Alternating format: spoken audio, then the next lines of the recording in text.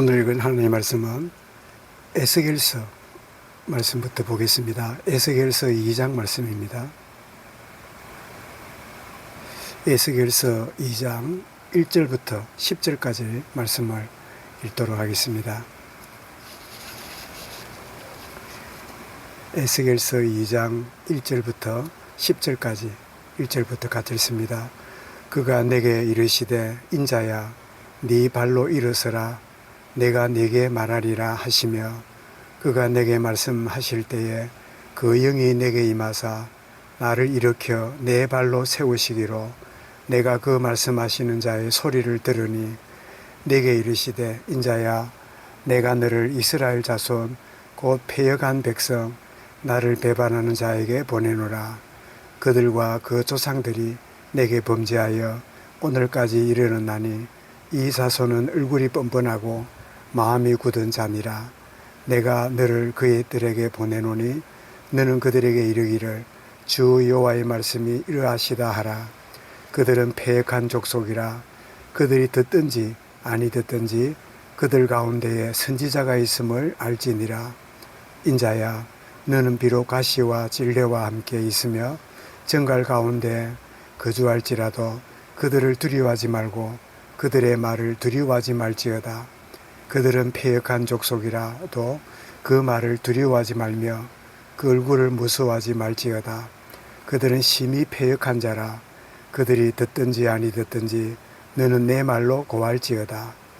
너 인자야 내가 네게 이르는 말을 듣고 그 패역한 족속같이 패역하지 말고 내 입을 벌리고 내가 네게 주는 것을 먹어라 하시기로 내가 보니 보라 한 손이 나를 향하여 펴지고 보라 그 안에 두루마리 책이 있더라. 그가 그것을 내 앞에 펼치니 그 안팎에 글이 있는데 그 위에 애가와 애곡과 재앙의 말이 기록되었더라. 아멘.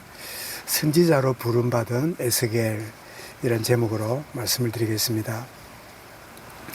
이 에스겔은 하나님이 강하게 하신다 라고 하는 그런 이름의 뜻을 갖고 있는데요. 그런데 이 에스겔은 제사장 가문에 이렇게 태어나서 지내는 가운데 이렇게 청소년기에 바벨론 포로로 끌려온 바벨론 2차 포로로 끌려온 그런 가운데 지내게 됩니다. 그런데 그가 나이가 30이 되었을 때 이제는 30이 되면 제사장 이제 역할을 해야 되는데 그런데 지금 포로로 끌려왔고 성전도 없으니 제사장의 일을 할 수 없는 그런 참 안타까운 상황이지요. 그때 여러분 1장 1절에 보셨지만 30째 해 넷째 달 초다새 해에 자기 자신이 나이가 30이 되고 4월 5일에 말하자면 여호야긴 왕이 사로잡힌 지 5년 그 달에 포로로 끌려온 5년 되는 25살이 되었을 테고 이제 30이 됐단 말은 5년 지난 자 이런 그에게 하늘이 열리고 하나님의 임재하심을 놀라운 권능의 모습으로 이렇게 참 보여지는 그 내용이 1장 내용입니다. 꼭 요한계시록이 그 밤모섬에 유배됐던 요한에게 부활하신 주님이 영광스러운 가운데 임재하시는 모습처럼 에스겔이 하나님의 임재하심을 보게 되는 그래서 그 임재하신 하나님의 영광을 보고 있는 가운데 오늘 2장에 들어와서 그 하나님께서 에스겔에게 선지자로 부르시는 그 소명의 시간을 소명을 주시고 있음을 보게 됩니다.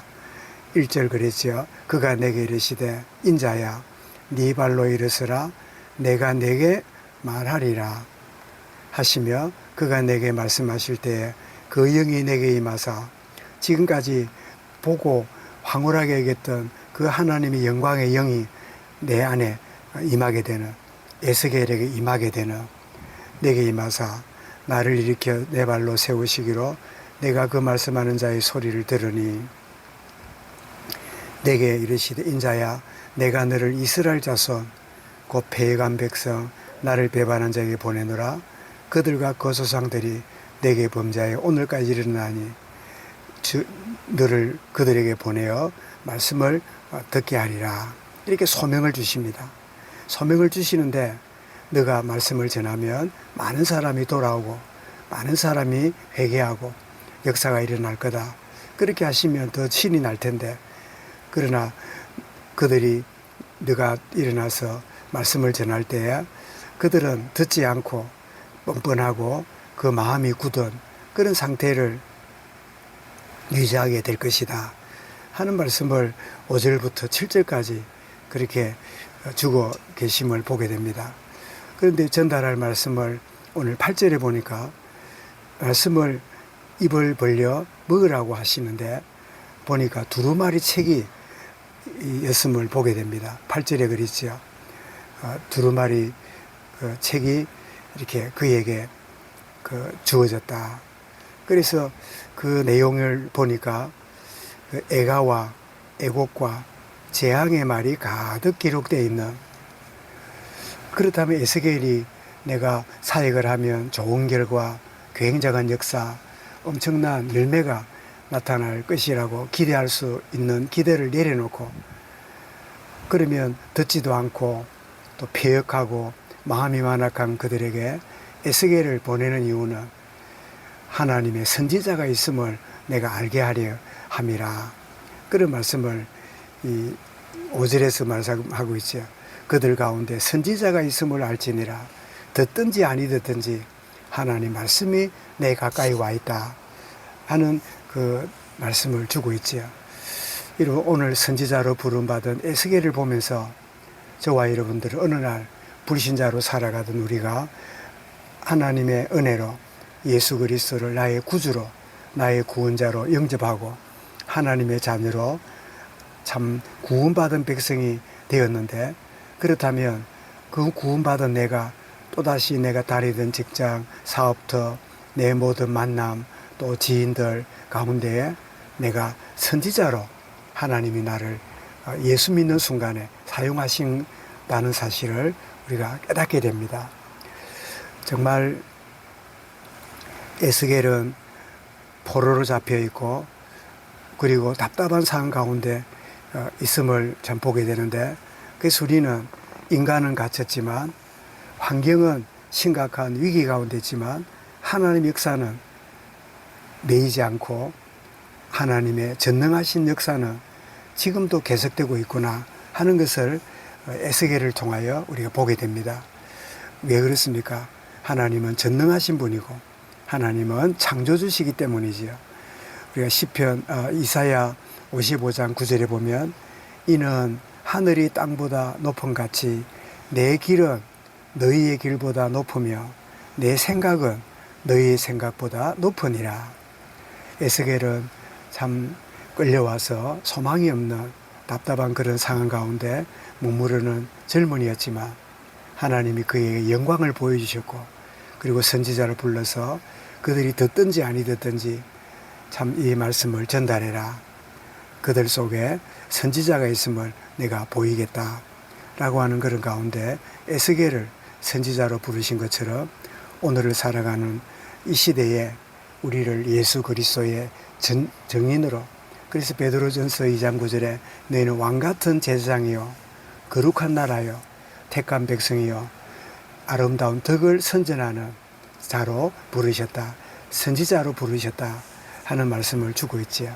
내가 어떤 상황과 여건 가운데서라도 나를 이 시대에 작은 선지자로 부르신 이 비밀을 알고 에스겔이 한 생애에 귀중하게 쓰임받은 것처럼 그런 복을 누리는, 그래서 듣지도 않고 여러 가지 어려운 상황인데 참 하나님이 선지자로 부르신 에스겔 이 말씀을 묵상하면서 우리는 찬송 323장에 부름받아 나서니 몸 어디든지 가오리다 괴로우나 즐거우나 주만 따라 가오리니 어느 누가 막으리까 죽음인들 막으리까 어느 누가 막으리까 죽음인들 막으리까.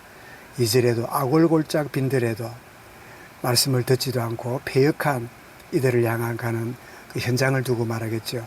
그래도 복음 들고 가오리다. 소돔 같은 거리라도 사랑 안고 찾아가서 종의 몸에 지닌 것도 아낌없이 드리리다. 3절에도 종기 영광 모든 권세 주님 홀로 받으소서. 멸시천대 십자가는 제가 지고 가오리다.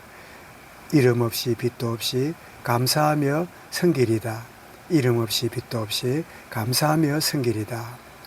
정말 이 에스겔이 선지자로 부름받고 하나님 앞에 온전히 말씀을 받아먹고 한 생애를 드린 것처럼 저와 여러분도 오늘도 무심코가 아니라 나를 선지자로 부르셨다.